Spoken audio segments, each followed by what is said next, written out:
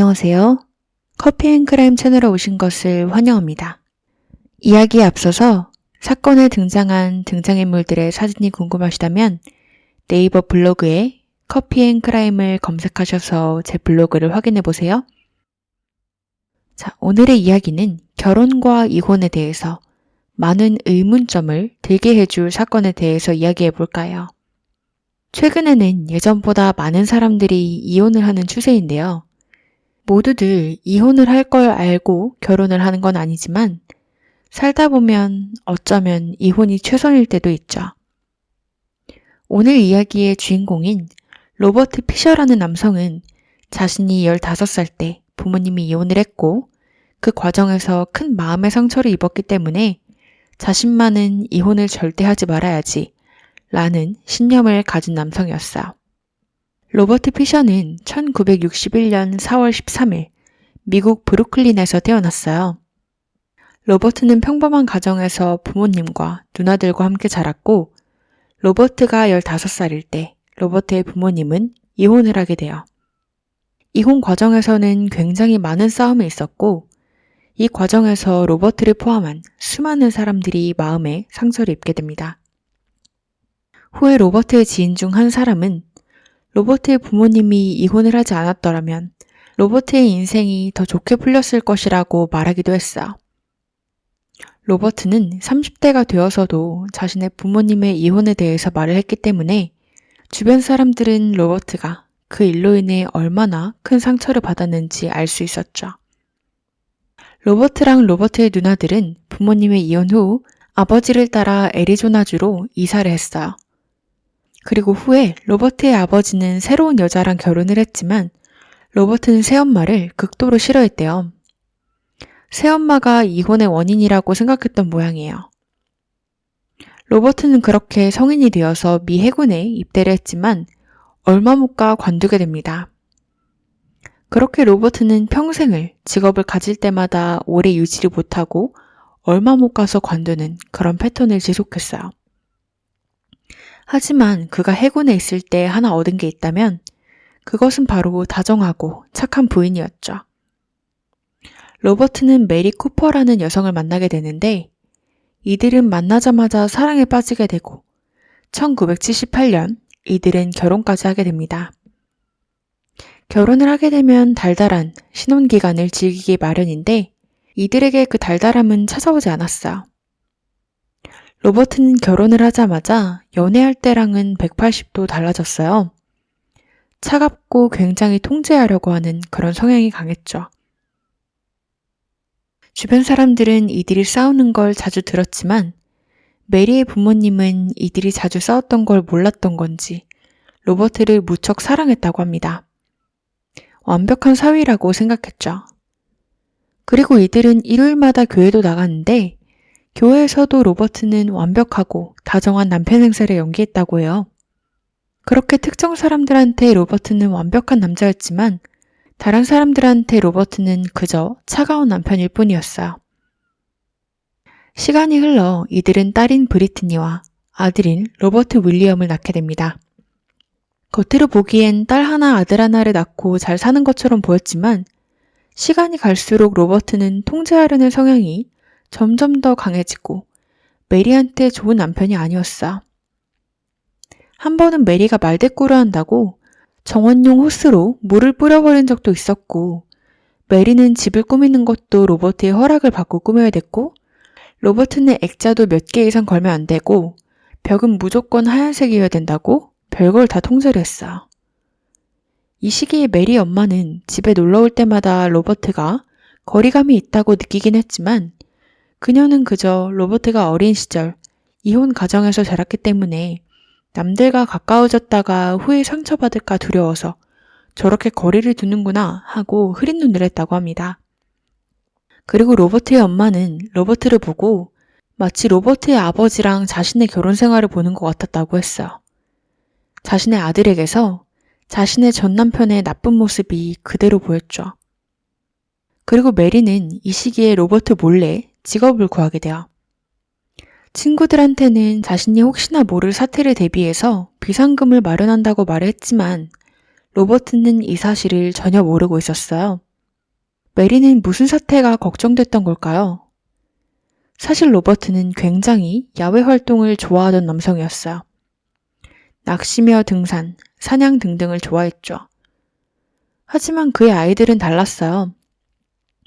로버트는 자신의 아들, 딸과 같이 이런 활동들을 하고 싶었지만 아이들은 야외 활동을 좋아하는 타입이 아니었어요. 한 번은 강가에 배를 태우고 가서 아이들을 물에 밀어서 빠뜨렸다고 합니다. 억지로 수영을 배우게 말이죠. 아이들은 수영을 할 줄 몰랐기 때문에 너무 놀라서 울고 소리를 지르며 가라앉지 않기 위해서 최선을 다해야 됐어요.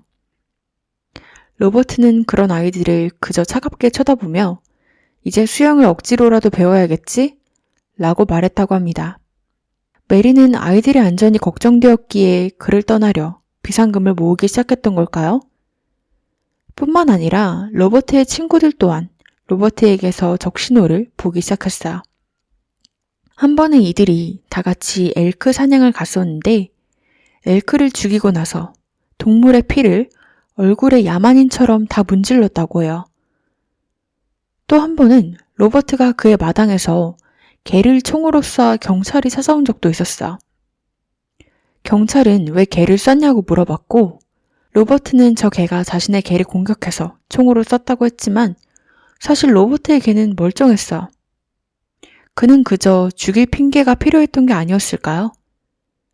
뿐만 아니라 로버트는 이혼은 죽어도 안 된다는 그런 신념을 가졌음에도 불구하고 메리를 두고 바람을 피기도 했어요.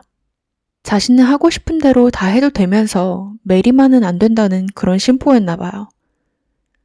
로버트는 직장에서 동료들한테 자신의 원나잇 경험담을 자랑하듯이 늘어놓고 성병에 옮은 것 같아서 메리한테 들킬 수도 있다고 했다고 해요. 사실 메리는 몇 번이나 로버트를 떠나려고 시도를 했었어요. 하지만 그럴 때마다 로버트는 울고 빌며 새로운 사람이 되겠다고 교회도 더 열심히 나가고 좋은 본보기가 되겠다고 메리를 설득했었어요. 로버트는 심지어 메리한테 목사님을 통해서 결혼 상담까지 받겠다고 약속을 해서 이들은 상담을 같이 나가기도 했고요. 하지만 사실 메리는 이미 이혼을 할 계획을 다 가지고 있었습니다. 결혼 상담에 나가고 그의 의견에 맞춰주는 척을 했던 건 그렇게 해야만 로버트가 폭력적이지 않고 잠잠할 수 있었으니까 그랬던 거였죠. 메리는 자신의 친구 몇몇한테 결혼 상담을 하건 어쨌건 이 결혼 생활엔 희망이 없고 너무 지쳐버렸다고 이혼을 할 거라고 말을 하기 시작했어요. 하지만 안타깝게도 메리는 너무 오랜 시간을 기다리게 됩니다. 2001년 4월 9일, 로버트의 이웃들은 그들의 집에서 큰 소리가 나는 걸 듣고 경찰에 신고를 하게 돼요. 그리고 10시간 후 로버트의 집에서 폭발 사고가 일어나게 됩니다. 폭발이 정말 컸기 때문에 멀리 떨어진 이웃들까지도 진동을 느낄 정도였어. 사람들은 처음에 폭탄이 터진 줄 알았다고 해요. 그 정도로 불길이 컸고 규모가 컸죠. 불길이 무려 6m에 이르렀어요. 그렇게 불이 다 꺼진 후 소방대원들은 집 내부에서 세 구의 시신을 발견하게 되는데요. 이 시신이 누구인지는 파악하기 힘들 만큼 이미 너무 타버린 상태였어요. 그리고 후에 시신이 한 명의 여성과 두 명의 아이들이라는 게 밝혀졌고 메리와 아이들이라는 것을 알 수 있었어요. 하지만 이상한 게 하나 있었어요. 보통의 화재 사고들은 피해자들이 집에서 뛰쳐나가려고 하다가 사망을 한 경우들이 많기 때문에 문이나 창문 근처에서 발견되기 마련인데 메리와 아이들은 모두 각자의 침대에서 발견되었어요. 마치 화재가 일어났을 때 이미 사망을 했던 것처럼 말이죠. 경찰들은 로버트를 찾기 시작했어요. 연락도 되지 않고 일에도 가지 않았고 사건 시각 당시 알리바이도 없었기 때문이었죠. 하지만 교회 사람들과 목사는 로버트가 그럴 리 없다고 평소 행실이 바르고 좋은 아빠라며 경찰이 로버트를 의심한다는 것 자체에 매우 놀랐다고 합니다. 사람들은 로버트를 용의자가 아닌 납치가 됐을 거라고 생각하기 시작할 정도로 로버트에 대한 믿음이 굉장히 강했어요. 경찰이 로버트를 찾는 동안 수사관들은 시신의 사망 원인을 파악하려 조사 중에 있었습니다. 그리고 조사 결과 메리의 머리에 총상이 발견됐고 아이들 또한 화재 전에 총을 맞고 사망했던 게 밝혀졌죠. 그렇게 로버트는 전국 뉴스에 나오게 되고 현상수배가 걸리게 돼요. 그리고 정말 놀라웠던 건 이 모든 게 로버트가 범인임을 지목하고 있는데도 메리의 부모님은 로버트를 아꼈기 때문에 인터뷰에서 로버트를 정말 사랑하고 돌아왔으면 좋겠다고 했어요. 사건 후에 경찰은 로버트가 찍힌 CCTV 영상을 입수하게 됩니다. 그는 메리의 차를 타고 ATM에서 $280를 인출한 것이 찍혔죠. 사람들은 왜 그가 고작 $280를 인출했는지 이해를 할 수 없었어요. $300면 $300지 $280는 뭔가 이상해 보였죠. 정말 놀랍게도 그 후로 로버트는 목격되지 않았고 아직까지도 잡히지 않았어요. 그래서 그는 미국 탑10 현상수배 리스트에 아직까지도 올라가 있죠. 몇몇 사람들은 로버트가 스스로 목숨을 끊은 게 아닐까 추측을 하는 사람들도 있어요. 2001년 4월 20일 애리조나의 한 국립공원에서 로버트의 마지막 행적이 발견되었습니다. 그곳에서는 로버트가 가져갔었던 메리의 차가 발견됐고 차 밑에서는 로버트의 가족이 키우던 강아지가 굶주리고 겁에 질린 채 차 밑에서 벌벌 떨고 있다가 발견이 됐어요. 그 국립공원에는 수많은 동굴들이 있기 때문에 몇몇 사람들은 로버트가 동굴 어딘가에 숨어 지내는 게 아닐까 생각을 하지만 전문가들은 이 지역에 있는 동굴들에는 산소가 부족해서 오래 있으면 죽을 수도 있다고 판단을 내렸어요. 여러분들은 이 사건에 대해서 어떻게 생각하시나요? 로버트가 살아있다고 믿으시나요? 아니면 그는 이미 세상을 떠나고 없을까요?